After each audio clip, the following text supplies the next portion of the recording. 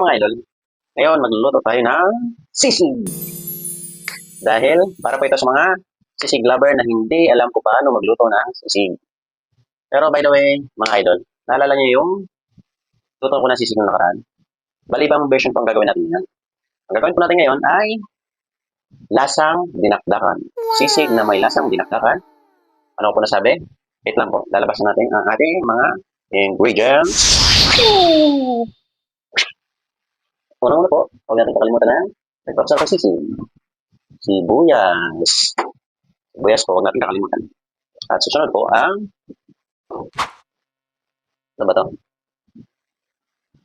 Bayabas? Hindi po, kalamansi. At syempre po, huwag natin kakalimutan ang sili. Sili ulit. 2 beses na yan! Ang lahat na nandito eh. Nandito po kasi yung bag ni Doraemon. Ay, bulsa pala ni Doraemon. At ito nga po, ang mayonnaise. Kailangan po natin ng mayonnaise. At syempre po, huwag natin kakalimutan ang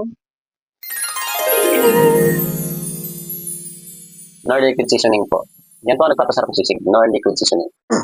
By the way, Nor, baka naman. At syempre po, para maging lasa siyang dinakdakan, kailangan po natin ng luya. Kailangan natin ng luya. So, paano guys? Simulan natin. Gayatin lang po natin ng sibuyas na pa-square lang po. Kung gusto niyo pong maglagay ng sibuyas na pula, pwede naman po. Wala na po kasi mabilihan kanina, kaya ito na lang. Pwede na. Sibuyas na puti. Pag pula po kasi ang sibuyas, lalong sumasarap ang sisig. Hindi po katulad ng puting sibuyas. Kaya po ang pulang sibuyas, ang mas magandang ilagay sa sisig. Pero kung nagtitipid po kayo, pwede naman po na lagyan nyo siya nitong puting sibuyas, tapos lagay din po kayo ng puting pulang sibuyas. Kasi po minsan medyo malang pulang sibuyas kaysa po sa puti. Pero po pag halimbawa na pareha sila ng presyo, mas maganda po na doon ka lang sa pulang sibuyas. Lalo na po pag ikaw ay nagluluto. Kasi nga po, nasa pulang sibuyas ang mas masarap na lasa. Doon mo po siya makukuha. Hindi totoo yan. Bola lang yan. Parang nakakayak yun ah. Next po natin sili. Bakit kaya ako ganun? Kapag nag-iiwan tayo ng sibuyas, para tayo naiiyak. Gunggong!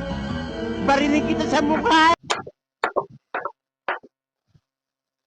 Bali may nipis lang po ang hiwa natin sa sili para po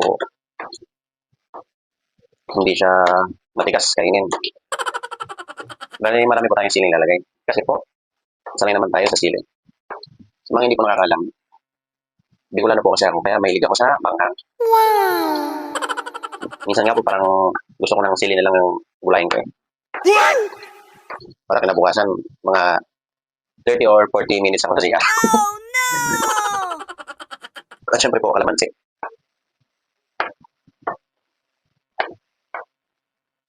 At ang ating luya. Ba, mabdi ang mata ko dun ah. Wow.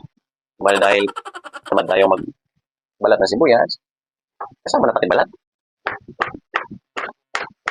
Bali po sa pag-iwan ng sibuyas. Ay, ng luya. Sorry, luya pala. Dapat po maliliit lang. Yung sobrang liliit po talaga. Mas pinos, ang luya, mas masarap. Nice. By the way guys, ito nga po pala yung ating chicken.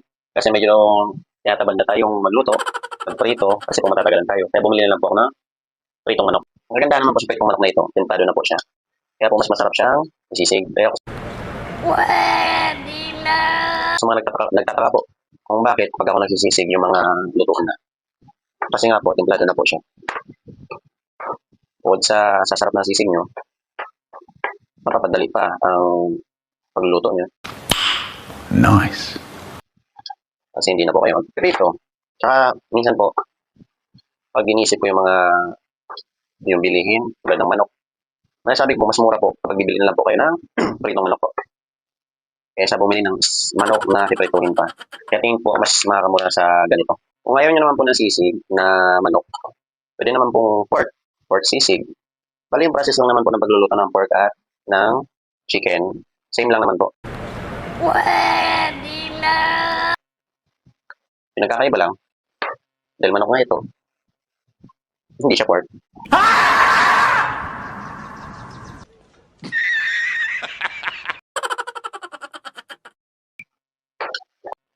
So yun guys, okay na to. Bali, doon na tayo, luto na tayo. Para makita nyo kung paano ko siya niluluto. Okay.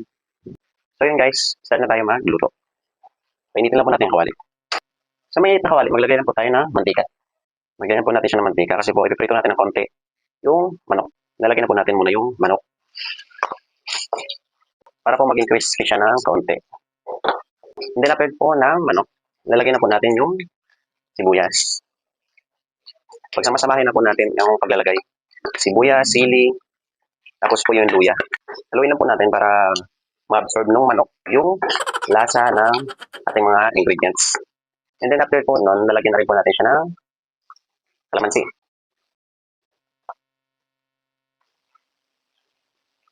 Pagkatapos po natin lagyan ang kalamansi, haluin lang po natin.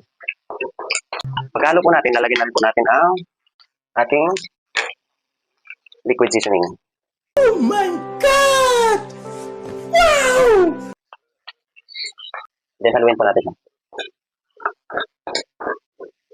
After po natin mahalo, patayin na po natin ang apoy kasi ilalagay na po natin yung mayonnaise. Okay na to. Wow. Yummy. Pero by the way guys, maraming salamat po pala ulit sa mga sumusuporta sa ating Facebook page. Sana po huwag kayong magsawang sumuporta sa aking mga videos. Saka sa mga bagong followers po, please share my videos. Bali, thank you guys sa lahat-lahat. Tara po, kain tayo.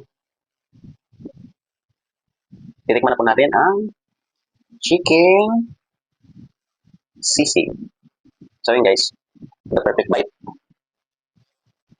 So yun, ang sarap siya. Medyo kakaiba yung lasa. Kasi nga po dahil nilagyan natin siya ng luya. Sa mga gusto po ng bangus sisig, comment na po kayo sa baba. Para po next po, sa susunod po natin video, tuturo ko po sa inyo kung paano yung process ng luluto po ng bangus sisig. So yun guys, maraming salamat sa inyo lahat sa panonood. At ingat po kayo palagi.